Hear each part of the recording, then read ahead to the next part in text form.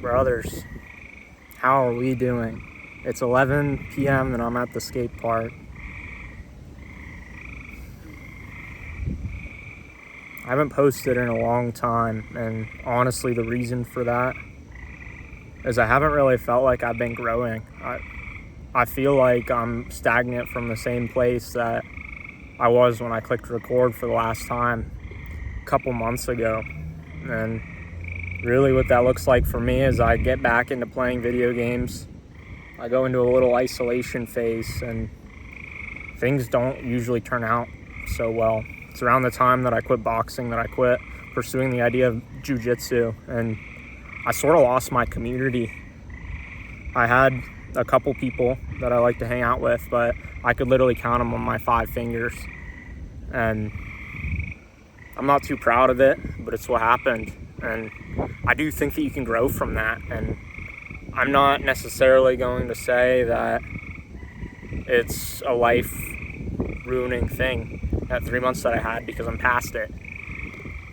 And I made this video because I want to encourage you guys. In that 3 months, I ran a marathon. I continued to grow in the gym, and even when I stagnated in weight, I've been hitting PRs so often in the gym. I've been going up in weight. I've been feeling stronger. I've been noticing more muscle. I've been attempting to socialize with strangers. I've been talking to girls at the gym. I think girl at the gym, there was one in 3 months, which that's still progress for me because I tend to idolize women, but that's past the point. And I'm working on that, and that's something that I've been intentionally growing towards, is perhaps getting a wife one day. That's not a bad thing. I see people who say, why are you going out somewhere with the sole focus of talking to girls? But I think if you set a goal, it's perfectly fine to put your whole heart into it. And that's what I've been doing. I've been setting little fitness goals, social goals, and I've been pursuing them, even though I haven't had a tight-knit community necessarily. I've been trying to keep moving forward because I hate that feeling of staying still. So I ran a marathon. I ran a 10K recently. Been doing a lot of running, a lot of working out. But brothers, in the back of my mind, I feel that I could be doing more. It's just this nagging voice of, you're not living up to where your circumstances should put you. And I didn't really know how to approach that. So I've been thinking through it lately, how to get past that. And brothers, if you have that same feeling, I want to tell you, I don't think it goes away. I think no matter what you do, you're going to be having that same nagging feeling of, I could be doing better. And if you know me personally, you know I'm a very religious man, and I think that's where you have to accept that your mission on this earth is not going to involve you becoming perfect or even good. I think you have to accept that you could always be doing better, and you're never really going to amount to be enough if it were up to you, but it's not up to you. As a Christian, the belief is God says you're good enough, and that's the only reason that you're good enough. And I think the only way to get over that feeling is to lean into that. I've recently been getting back into the religious grind. I'm not sure if I'm willing to admit that I've necessarily fell away from God. I've really been trying to study a lot. And it hasn't necessarily been biblical studies. It's been studies of more so biblical topics and biblical speakers, but hasn't necessarily been cracking open my Bible. And I think that turned into stagnation. I wouldn't necessarily admit that I moved backwards. Take that as you will. But recently I have been getting back into my Bible. I've been ensuring that happens every single day. And I've been happier. I've been happier accepting that I'm not ever going to be enough. And that's fine. I'm not going to be enough in my own standing, but I am enough in God's standing. And brothers, if you're not religious at all, I think I would pose the question of, how do you ever fix that voice in your head that says I might not be good enough. I might not be living up to my potential. I'm not living up to my potential. Because in reality, there's always going to be that 1 hour that you don't do something. That's going to be the hour that you think about, the hour that you stagnate, the hour that you're lazy, the hour that maybe you go backwards because you actually do something terrible that actually hurts your goals instead of building you towards it. There's so many examples of this. For me, it's been food. It's been every single night. I want a sweet treat. I want ice cream, something of the sort.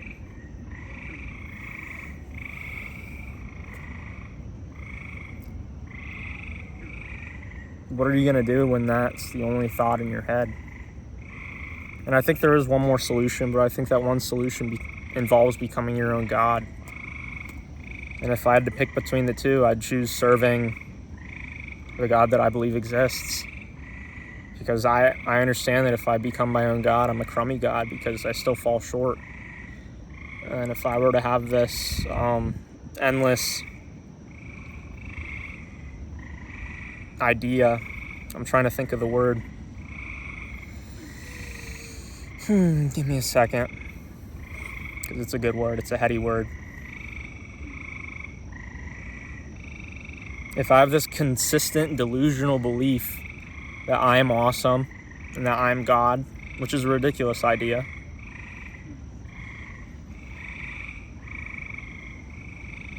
I could get over the idea that I'm not doing enough. I think if you did that, you could get over the idea, but it doesn't work out because at the end of the day, maybe it lasts till you're 90 years old. When you're 90 years old, you realize, man, I was a sucky God. And I think that realization, you know that it would happen right now. Maybe you can delusionally convince yourself that that's the way that you want to go, that you want to become your own God, but you really can't. And I think everyone knows this, and I think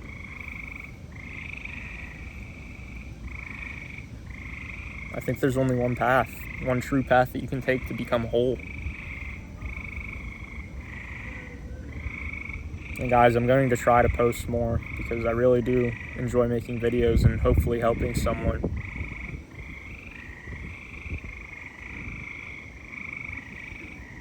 I've been skateboarding lately, guys. The reason I'm out here so late is I drank a coffee for church because I wanted to talk to a church girl. I didn't really have one in mind. It's that goal I was telling you guys about earlier. And I didn't necessarily talk to a stranger. It was someone I knew. But I did ask her if she wanted to do a high rocks conversation. If she wanted to do a high rocks competition with me. And she said no. But it was a good laugh, and I still do count it as flirting, which kind of was my goal, which is awesome. I feel on top of the world, but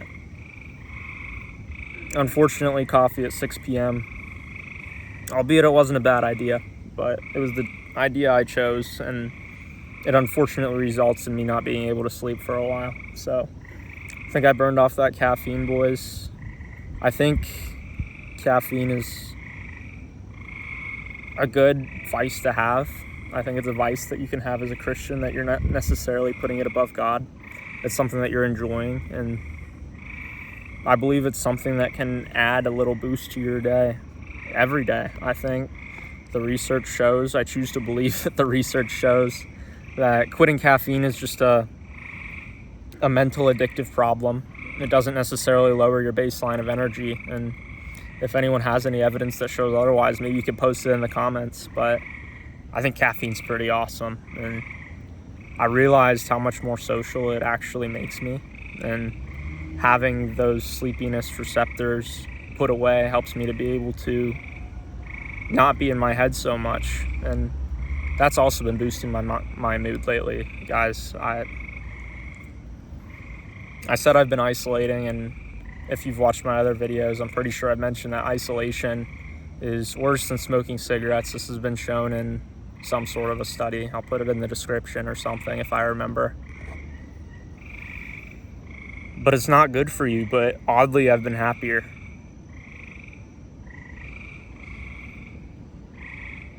And I think it's been random socializing.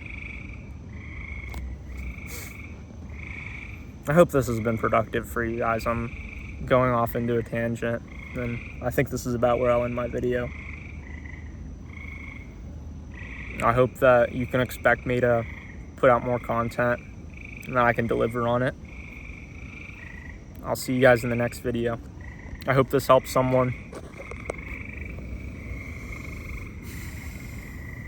If you're struggling to even think of one thing that you feel is using your potential well, if you struggle to have a hobby, I urge you to just pick something. Pick something where you go outside and you're around other people, because that's how people were designed to be. If you don't want to do that, if you're really adamant about not socializing, maybe you already get your socializing and you don't crave that, maybe you crave something else. You get into playing music. You could join a pickleball league. Pickleball is exploding right now. I've been flirting with the idea of joining some sort of a social club, whether that be like a comedy club. I'm going line dancing in a couple weeks. Find something where you're going out and being a human. I've been skateboarding lately. A skateboard's like $100. If you're feeling rich, I've been playing paintball. Paintball siphoning every paycheck that I have, but I love playing paintball. And it's a 5v5 team sport. I'm talking to people. This is how humans were meant to be. Humans were meant to go out and have some sort of a mission. So if your mission isn't necessarily defined and you're younger, maybe you're in school or you're on summer break right now, and your mission isn't necessarily defined, just start something, create a mission. And whether or not that's your mission, it might reveal to you what you actually want to do in the future. And that would be so valuable. Imagine you might think, oh, I'm going to waste a month if I try to learn skateboarding and I don't like it. It wouldn't be wasting a month, because that month is going to be spent otherwise on your phone, on video games, whatever your current vice is, watching TV. That's the 3 most common I can think of. Whatever it is that you currently spend all your time doing, if you don't necessarily have a purpose or a hobby that you find purposeful, then that's going to be worse than actually trying a hobby that you don't know if you'll like or not. A really cheap one is pickleball. If you can't drive, have your parents drive you out to a pickleball court. Buy a paddle. Just sit up there. If there's no one willing to teach you how to play, if there's no one up there that has an open spot to play, just watch people play. Sit up there. Maybe if you see someone sit on the bench next to you, talk to them, meet some people. And suddenly you do that for a full week and you're inside of the pickleball community. And maybe you don't like it. Maybe you find a flaw with pickleball. I'm not going to tell you the flaw that I found in pickleball, because I want you to find that out for yourself. If you even see one, maybe the flaw is actually a benefit for you. Maybe you actually like that aspect of it that I might not have liked. Just go out and do something.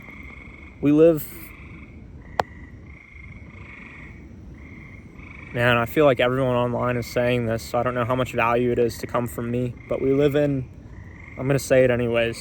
We live in an age where there's so much AI, and I see so many people talking down on AI. I don't know if it's such a bad thing. I think people are always going to be resistant to change, and that's who you see online, is people resistant to change who are very polarizing, and that's what gets clicks. I think AI is good, but I think AI releases the need for IQ, your actual brain intelligence of like Jeopardy answers. I don't think that's valuable anymore, because we have access to any piece of information that we want, and we don't even have to be tech savvy of being able to scroll through a Reddit forum, which, if you're too young to know what Reddit is, it's how we used to get our information pre-chat GPT. We would have to scroll through these text communities called forums where people would post and people would be able to comment on those posts. And if you wanted to troubleshoot a flashlight and figure out how to fix it, there's a Reddit post 4 years ago of someone having that exact same problem. And you had to scour through the comments, people potentially spreading misinformation or people actually giving a good answer. You don't have to do that anymore. You can chat GPT it. It reads through Reddit for you, and it will tell you if you want to change your flashlight, you have to look at the motherboard, and the motherboards are faulty on this flashlight, but luckily maybe this flashlight manufacturer sells motherboards for this reason, so you can replace it and make your 100,000 kilowatt flashlight good as new, for example. And you can know that in a flash, so IQ isn't so important. You need to have emotional intelligence. You need to have the social intelligence of being able to look people in the eyes, shake their hands, speak slowly, speak deeply as a man. And I think that's what matters now, much more than just having book smarts. I don't think you really need that anymore because you literally have a computer in your pocket. So I would highly recommend doing a social hobby, and you might feel like you're not doing enough. You might feel like maybe I'm wasting my life, and I want to let you know that I don't think that feeling goes away. I hope someone found some value from this video. If you did, leave a comment because that would make my day. If you watched this long, I'm grateful for you. Have a good one.